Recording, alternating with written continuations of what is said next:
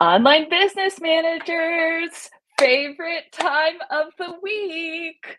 Oh my gosh, Wednesdays are always the best because I really do want to bring you the absolute most up to date tips, tricks, experts, resources for online business managers. And so, as always, if you have any comments or more information or the type of topics that you want to hear, please reach out and share it with us.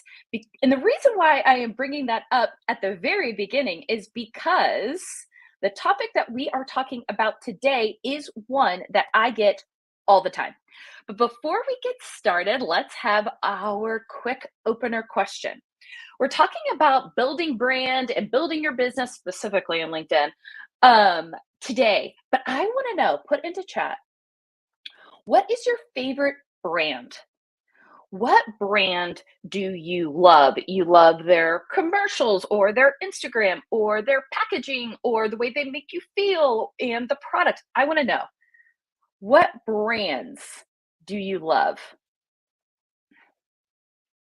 Hello, Holly from Hawaii. What brands do you love? I absolutely love Luna bars. I don't know if y'all know what Luna bars are, but they're all about women empowerment. There is just like this little, protein-ish bar, and then on the side it has a quote from a woman, and it's just amazing. Chicago Cubs, yes, Kate, I love it. REI, ooh, that is a good one. Gary Vee, yes, he's a brand. Lori, I can talk to you about him all day long. I can geek out on a lot of his stuff. Gooder, also a great one, Jody. Oh, y'all, these are amazing. Earlybird.com, I don't think I know that. Early Bird. I'm gonna check it out. Bobby Brown and Jones Road Cosmetics. Yes, Karen. Yes, yes, yes. Prowess. Natalie. Double points for Natalie. Oh God, y'all crack me up. Well, hello everyone. I'm Ashley Connell, CEO and founder of Prowess Project. What does Prowess Project do? We help professional women transition in their career to be online business managers, the operator, the right-hand woman for the visionary CEOs. So we train them, and then using all the data that we get in the training, we match them up with their ideal clients. And like I said, we love to bring you resources, guests, everything every week to make you, I don't know, get to the next level in your OBM business, or if you're aspiring OBM, take that next step. So for our guest today, I'm so excited to share her with you, and here's why. She's like a double threat. Not only does she have years and years and years of experience in branding and PR, so she knows the strategy behind brand building. She knows how brand building and PR can help the business. But she takes it a step further. She has the strategy expert, but she's also an expert in LinkedIn.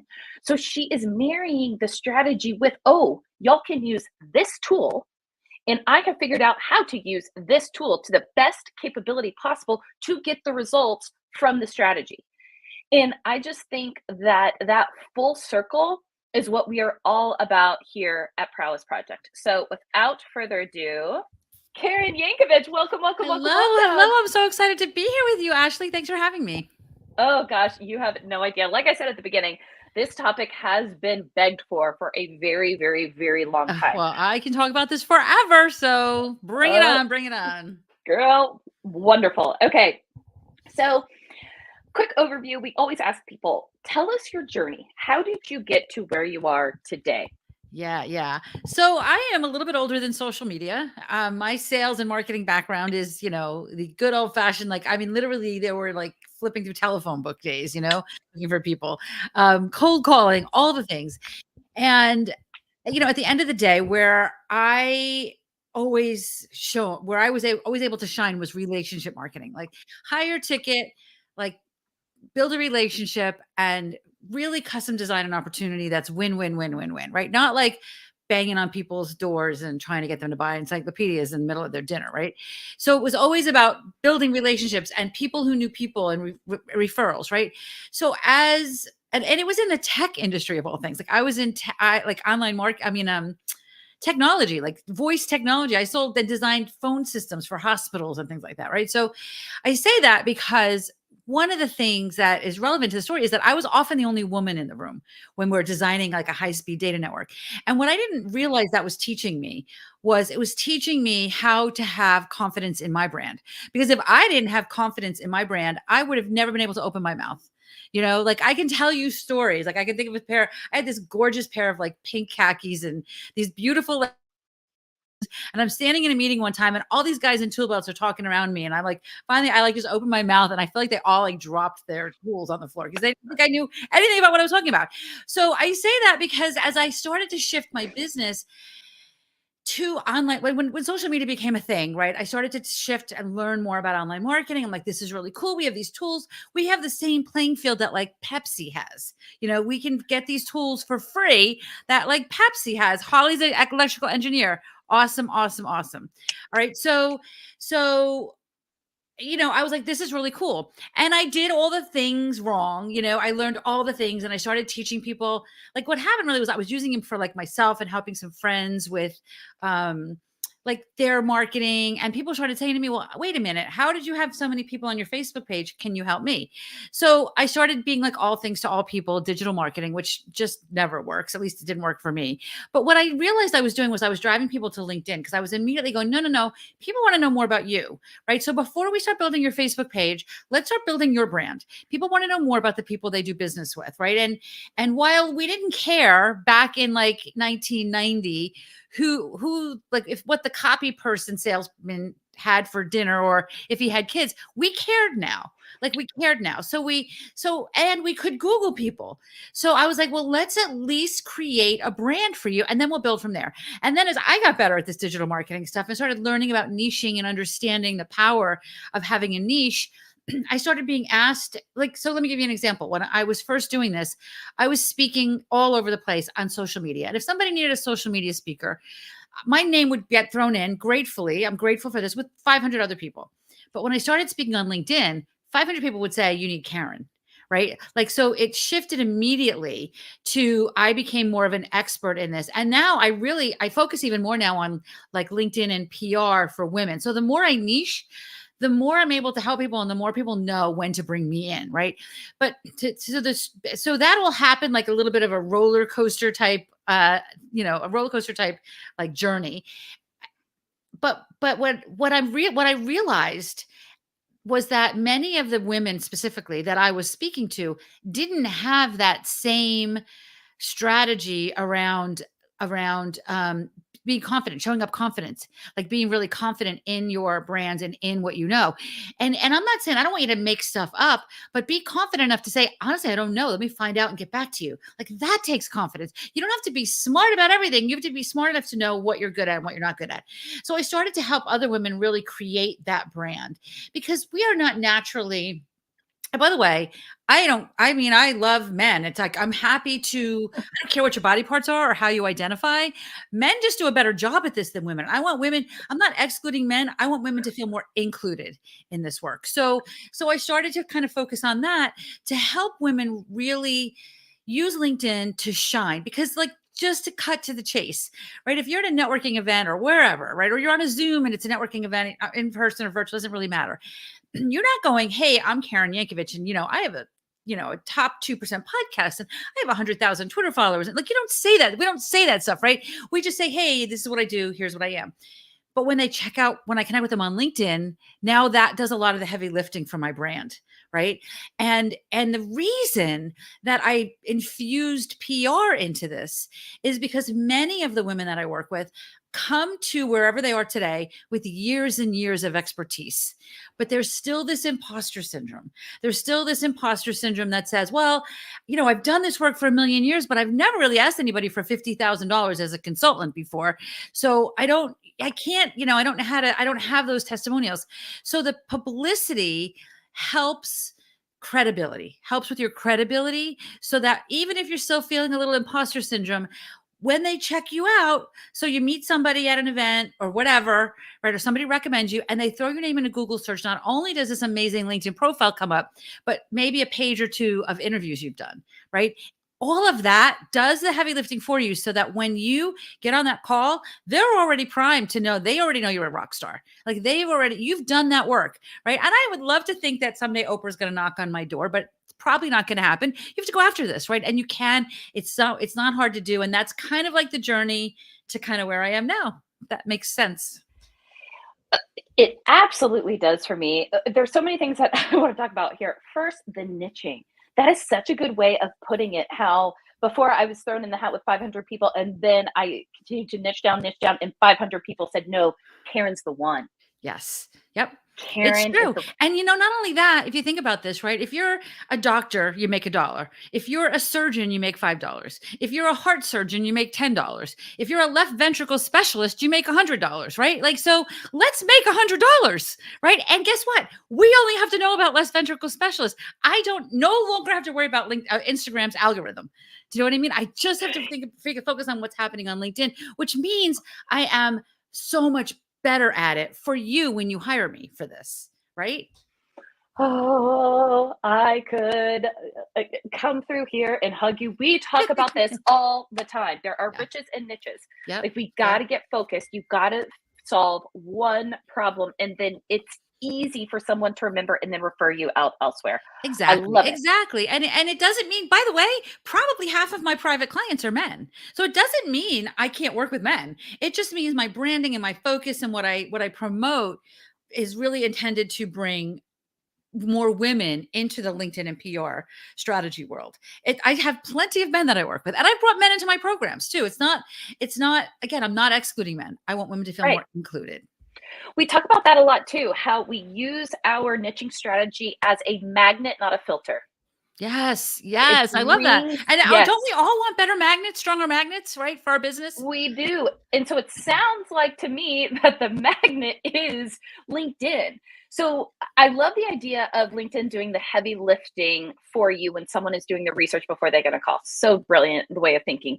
So so let's say the online business managers who are on here are listening, and they're like, okay, how should I be thinking about my LinkedIn profile?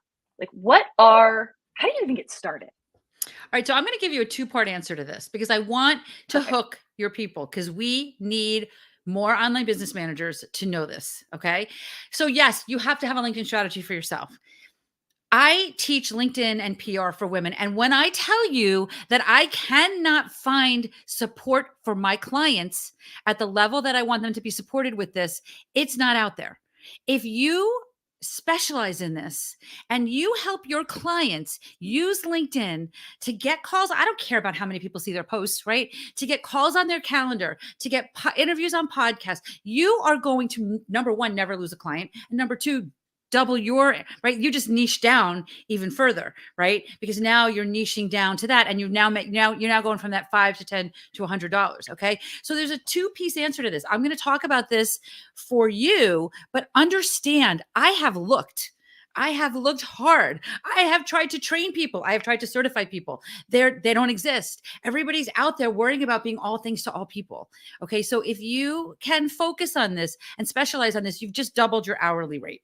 Okay, so we'll talk about you, but know that this also applies to your clients. Okay. So here's the thing. So many people, when they hear about LinkedIn, and this, I had to learn this the hard way too, by the way. They think about, like, everybody I talk to is interested in LinkedIn, right? Because you guys are here because you're like, oh, I need to know more about this. But there's a whole bunch of people out there that are like, oh, LinkedIn, it's just full of spam. All I get is spam my inbox, and they don't even want it. They don't know where to start. They don't care to start. And that's really why part of what I feel like my role is in the world is to inspire you to understand why you need to be here, right? Because number one, the clients on LinkedIn have the most money. Number two, it is virtual networking. Have we ever in the time in the world needed virtual networking more than we've needed it in the last 5 years, right? So you want to think about this from the perspective of who's on my calendar. not really how many people have seen my posts. Of course, the more people see your posts, the more people get on your calendar, right? So I'm not blind to that equation, but I don't really focus on that. I focus on how do I get more people to my calendar. I focus on that magnetic effect that Ashley mentioned earlier. What you're seeing on LinkedIn is the opposite. You're seeing a whole bunch of people just spamming the world, and I don't do that. I don't want you to do that. I want you to create a magnetic strategy. So one of the things that I did was I created an assessment. If you go to my website, it's all over my website, but it's also, this link doesn't always work, but linkedinquiz.com should also get you there. I created an assessment because I want you to understand how to get started, right? Some people are more nurturers. Some people are more, just let me write a white paper, right? Some people more want to build relationships. So there's something there for everyone. And we've created this assessment to help you understand how to get started based on how you naturally like to market and work with people. So, and because a lot of the things that I'm saying here to you, and a lot of the women that I work with, like I mentioned that, you know, a lot of times women are in this space and they're like, it's time to blow it up. And when people say it's time to blow it up, they go right to LinkedIn, right? They're probably not going to Facebook, right? So so when you're saying it's time to blow it up, what you're also doing is you're shifting your identity a little bit, right? You're shifting your identity. You've never been this like multiple six-figure business owner before, or maybe seven figures or whatever, or you've never been a consultant. You've only been this, right? So as we created this quiz, we also addressed that. We addressed that we're asking you to push the limits of who you know you are, because LinkedIn is a very personal platform, right? You're writing this profile as if you're peers with the most influential people in your industry. So because I have this fun right brain, left brain thing going on always in my world, we've incorporated that into the quiz too. So that helps you get started with what do I say to get started, and maybe a few things to watch out for, right? So but I want to just take it the next step then, like into, okay, so now what? I'm going to just assume you all have a great LinkedIn profile, because we can spend 2 days just talking about your profile. And I really want to get into the strategy. So there's a lot of strategy to creating a great LinkedIn profile. And if follow any of my stuff, you'll get a lot of that profile stuff. But really, when I say I want people on your calendar, I want to talk about what I mean by that. Is that okay, Ashley? Please. No, no, Okay. no. I'm loving this. So there's three different types of categories that I like to focus on. Let's just get the first category out of the way. Who wants to give you their credit card, right? But when we focus on that, now we're looking for conversations that are like, here's what I do, give me your credit card. And they're just not as fruitful as here's what I do, who do you know? Right. So I like to focus, but that category is there because there are times that that's appropriate, right? We're in business. LinkedIn is all business. You don't have to pretend that you're doing something else, right? You can talk about your business. You can shine a light on what you love to do and why you're such a genius, right? But the second category then would be other people's audiences, right? Like, who do you know? So, for example, are you a part of a networking organization? Maybe it's a local net, like a chamber of commerce. Maybe it's like a National Association of Women Business Owners. Maybe it's whatever. There's a million different networking associations. I would be mining that directory. Yes, let's think about who might be a client, but more importantly, who might have an audience of people that need what you do. Like, I'm going to pull this out of thin air. What if you're in an organization and there's somebody there that specializes on helping businesses with their finances, right? Like accountants or CFOs, right? Those are the kinds of people that are probably going to their clients and going, you got to get your shit together, right? Like, you got to get your stuff together because, like, you're pissing money here. There's a money leak here. There's a money leak there. They need online business managers. So build a relationship with an accountant. And like I said, I just pulled that one out of thin air. Like, there's a million other examples of that. And your conversation is, hey, we're both a member of this organization. I came across your name in the directory. I'd love to know more about what you do, because I think that there's opportunities maybe for us to collaborate. And what your goal then is to have a conversation that is, here's what I do, who do you know? Now you're starting to strengthen your magnet, right? So you want to have, like, again, thinking as an online business manager, and you have clients, like, what are those people for your clients, and how can you feed opportunities to your clients like that. Like you can go through a directory of something that they belong to and give them a list of 50 names, but then only reach. And I don't, by the way, I am going to advocate. I'm not the LinkedIn police, but if I were you, I would never log in as your clients, because LinkedIn knows when there's somebody logged in California and New Jersey at the same time, and they'll ding your client for it. But there's lots you can do to support them, like by giving them, like spoon feeding them this list of people that say, hey, reach out to 5 of these people each week, connect with them on LinkedIn, and look to get on the phone with them, right? Like spoon feed them, and they're logged in and doing the work, right? So that's the second category, is who like you want to have conversations with people every week that are who do you know, who has an audience of people that might be interested in what you do. And then the third category, and this is so overlooked and so important for everyone, is PR, or journalists, or the media, podcast hosts, right? So they need us more than we need them, right? So if you're like, if you are, I have a student in one of my programs, and I just had a call. We had a group call earlier today, and I like literally almost like fell off my chair. I'm like, I want this in writing. I want a recording of this. She's like, Karen, I did what you said. I went on LinkedIn. I found a local journalist. I had lunch with her. I took her to lunch, and she wants to bring me, and it's a TV station, a local TV station. She just had this, my client just had a book release 2 weeks ago, 2 months ago, and has got a TED talk booked. And now she's going to be on local TV. And it came down to having a great LinkedIn profile, connecting with the local journalists, and building an actual relationship with them, not just like spamming or pitching or whatever, like building an actual relationship. So let me just, take that a step further for those second 2 categories. If you met me because we're walking through the aisle in Macy's and we're both looking at like the same jacket, and I said, I'm Karen Yankovich and I teach LinkedIn, blah, blah, you'd be like, okay, that's cool. But because you met me here and Ashley is saying, oh no, you need to know Karen, I get to borrow her credibility. And that's where this becomes more magnetic. So those second 2 categories are magnetic because you're not out there pitching yourself. You have other people telling the world that they should be talking to you. So those are like the 3 categories that I want you to focus on as you're building relationships. And then, of course, you want to have some content out there and things like that so that you stay top of mind with them. Does that make sense? Beautiful. Awesome. Beautiful. Yep. Oh my gosh. I could go so many things. What I love that you said was this tip, because I hear this a lot, that clients want to get like a VA in the Philippines to go through their LinkedIn and help find people. And I think that that's the wrong way to go about it, because they are getting dinged, and I'm hearing that all the time. So thank you for They are. sharing that. They are. And I actually had a client one time who hired me privately, and like I said, I can't tell you what to do. Right. And she said, no, Right. my VAs in the Philippines are going to do this work. I want to hire you and I want you to teach them. I'm like, okay. I mean, like by the way, I should have said no.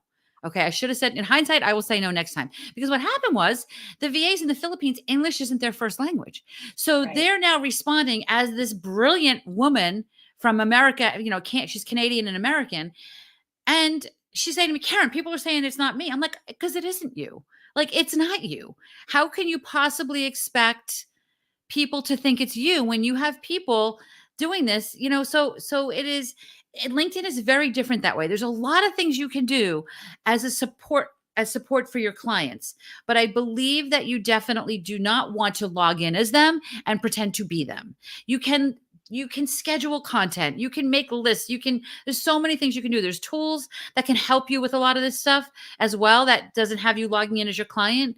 But you want to follow LinkedIn's terms of service, because guess what? LinkedIn it should be your money tree, and you don't want anything shutting that baby down. Right. So especially for your client, like that would, and honestly, one of the reasons I say this is because I don't want anybody out there saying, hey, I did what Karen Yankovich told me to do and my LinkedIn account got shut down. Right. So I draw a line in the sand. Right. I can't tell you what to do, but I can tell you what I would do. I really, really, really love that. So that is a huge no-no, right? Having someone else log in as either your client or you.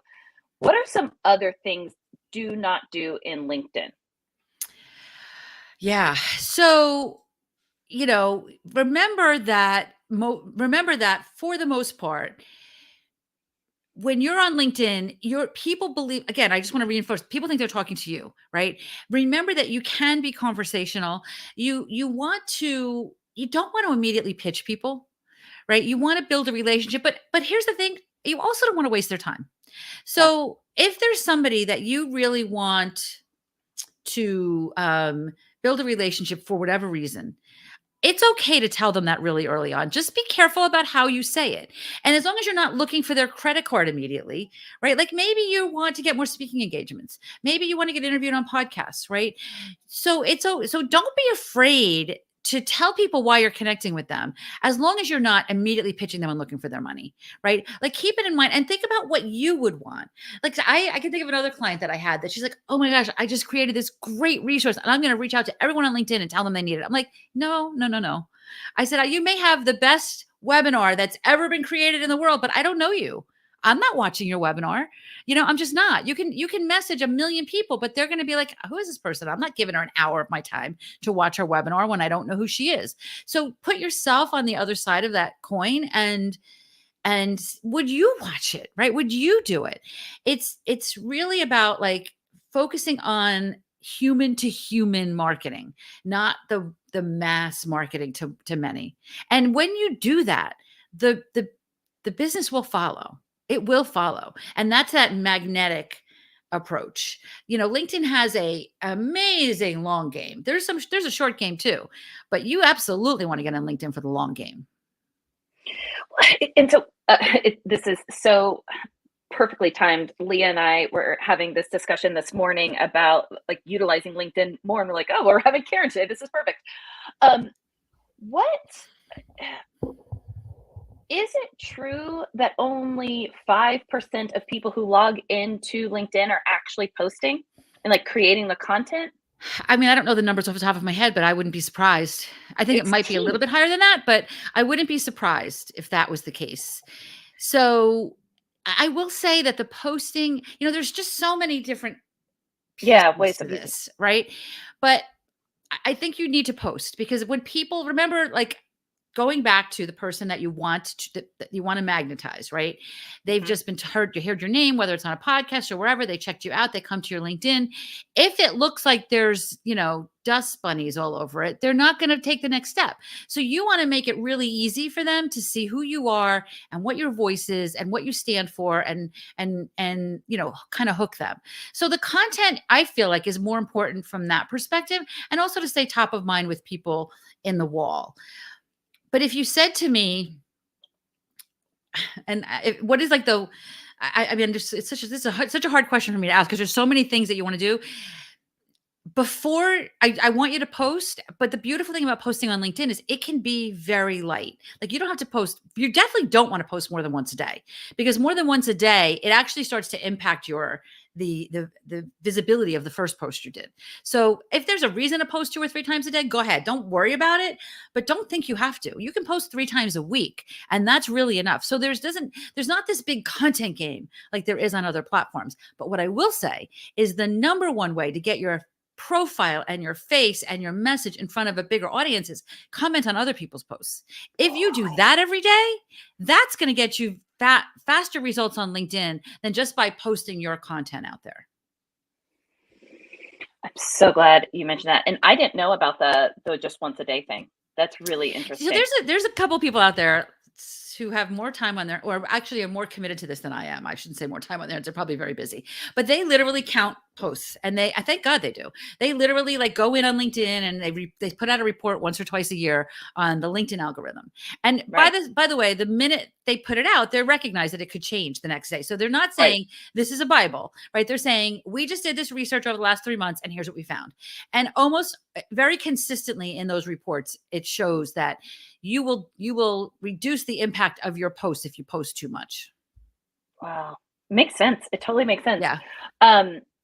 But that is not the same for commenting. If you comment all Right. day long, Yes. that's okay. However, Perfect. it is the same as sharing it though. If you share, like if Ashley posts something and I want to share it with my audience, that's like me posting. So Got that it. could impact it. Again, don't not do that because of Right. this, Right. right? But understand that you don't have to have this big complicated LinkedIn posting strategy. Perfect. So we get this question all the time. most of the women who are becoming online business managers, this is a side gig for them while they're doing their current job. Oh, How yeah, I already know where this is. Yeah, I yeah. get this. This is probably the number one question I get. So continue. Okay. What do you suggest for them? Do you Yeah. is it normal that people have side gigs now? I mean, What it is. So the first thing I'm going to say is if you're going to get fired, then you have to understand the mindset of the company that you're getting a paycheck from. Like first and foremost, let's protect your income. Okay? It is very normal for people to be multi-passionate right now. And most companies are open to that. And most companies, there are still companies out there that think if you're posting on LinkedIn, you're looking for a job, right? Like so you want to protect your income and you want, depending on what your role is, your role, if your role is in a sales function or in something where LinkedIn would be a really important part of that role in your paycheck job, then again you want to make sure that that's what you're focused on because to be honorable to your paycheck and to your employer. But so many people are multi-passionate. Many people have multiple roles, and it's okay. For the most part, it's okay. I have absolutely found times where it's not, and where people had to not do it. But what you really want to do then is kind of find where they intersect when you're creating your profile, right? Because that's where your skills are that you're talking about. Like if you are an accountant by day and a Reiki master by night, right? You want to find where they intersect as you're creating your profile. And you can do that because really remember that your profile is about you. It's not about your business. So you want to showcase your skills and what makes you amazing and why people want to be connected to you, right? So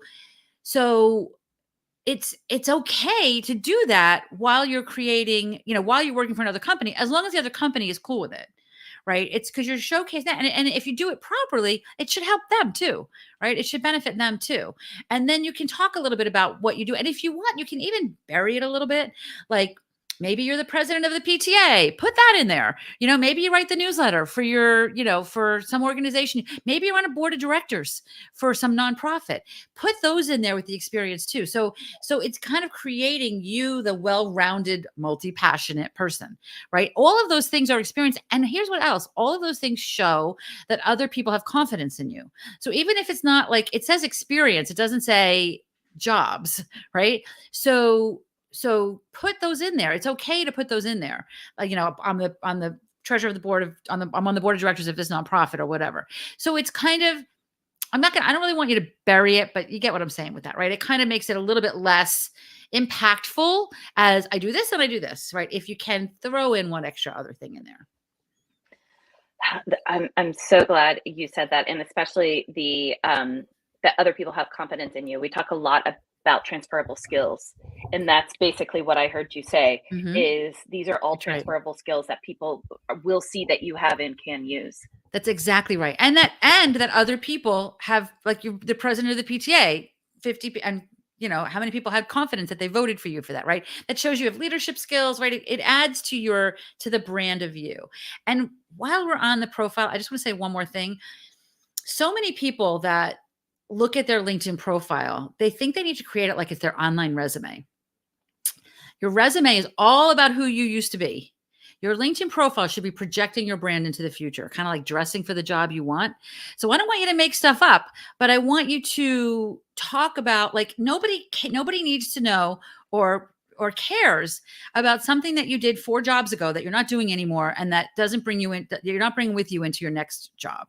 So think about, for me, I teach sales and marketing, right? I have a lead gen expert badge on LinkedIn, right? So I owned a company. I could put on there that I negotiated health benefits, but that doesn't support at all in what I'm doing moving forward.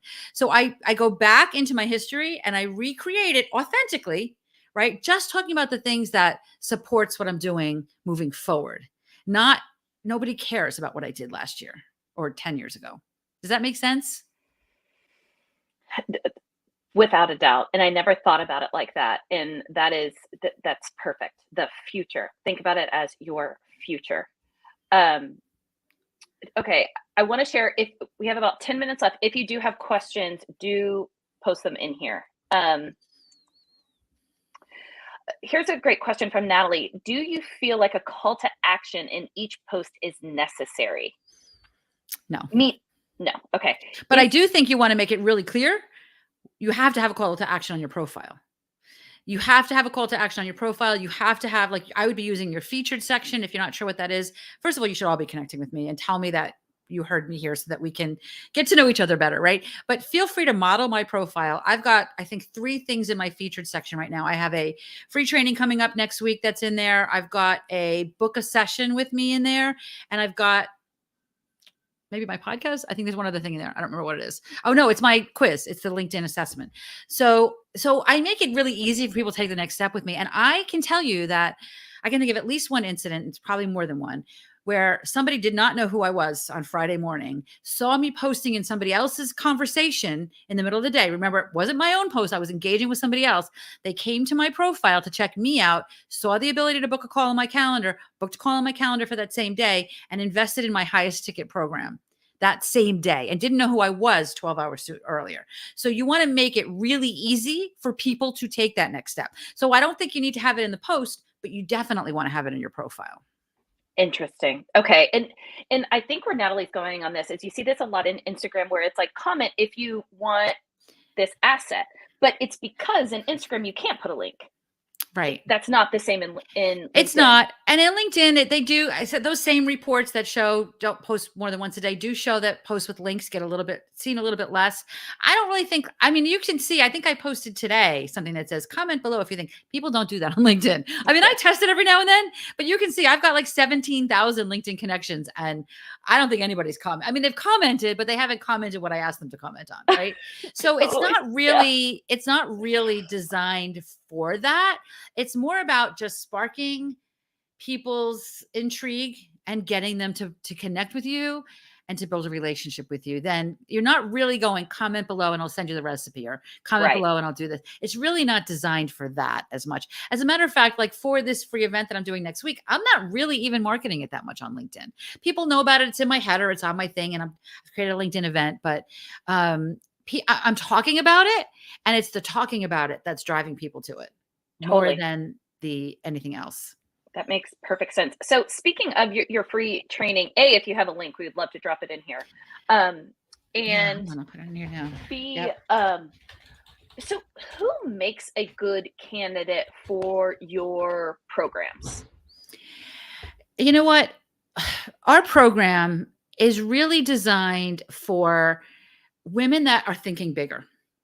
And it's very much focused on, I mean, it's a specific little niche, right?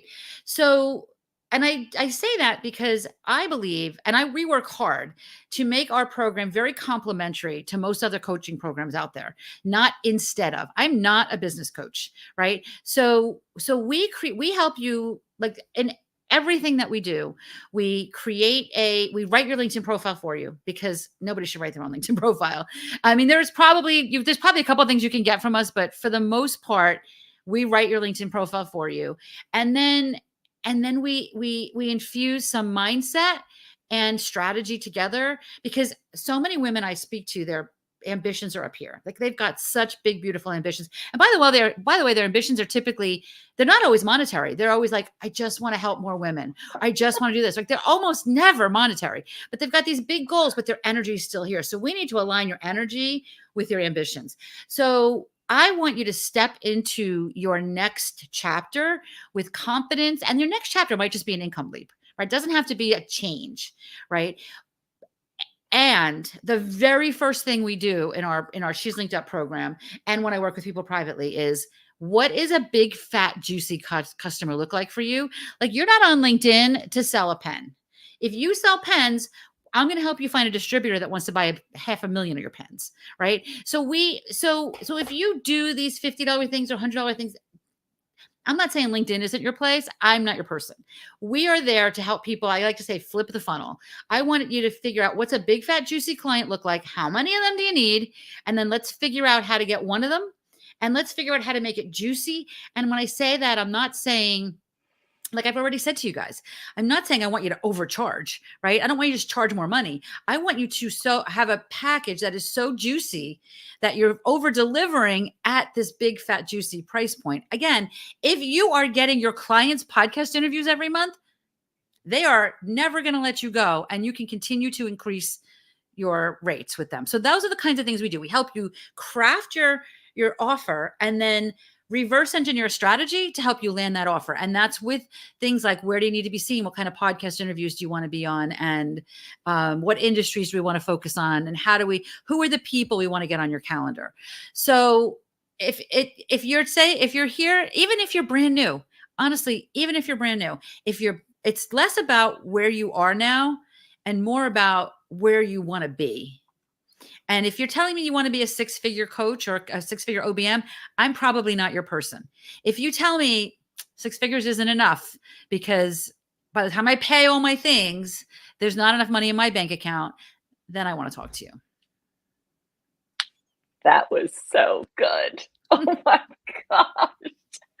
Oh man. Then I want to talk to you. Oh, so good. Okay. We got 3 minutes left. This has been absolutely amazing. Karen, what would you leave this group with? Okay. So I would leave this group with, first of all, do the quiz, right? Do the quiz because that's going to help you get started. I have a podcast. It's called Good Girls Get Rich. I would love for you to check that out. There's a lot. I've seen some of your questions. A lot of your questions are answered in episodes of my podcast. So you can check that out. But what I'm going to leave this group with mostly is and I mean this sincerely, if somebody held me to a wall and said, you can do one thing, Karen, to grow your business, I would ditch every other social media platform and just spend the time on LinkedIn. And I don't think I'd lose a dime of money. I am on all those other platforms to people to see that my podcast exists, or to get people into this like PR prestige program we're doing next week, which is focused on PR, by the way. That's the free program that we're doing. I'm on those platforms for that. I have a Facebook group that for the life of me, I don't know why I have still. I market it. I mean, it's valuable in there, but it doesn't really do for anywhere near for me what the strategies I just talked about here do for me on LinkedIn. The engaging, if you ditched an hour a day even of work on other platforms and did that hour on LinkedIn, just engaging on other people's things, your business is going to skyrocket. And I don't say that lightly. There's a lot of things you want to have in place, and those are the kinds of things we help you with.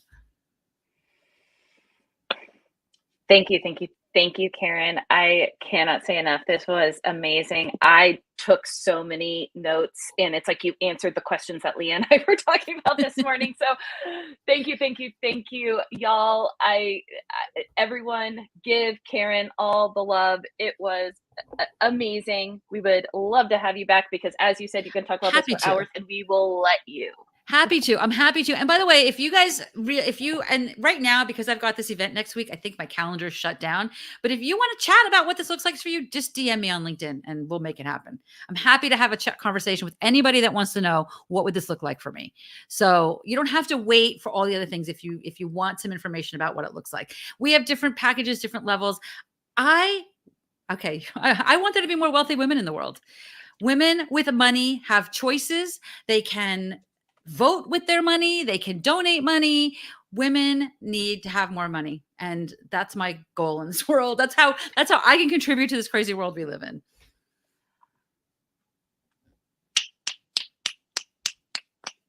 I talk about that all the time.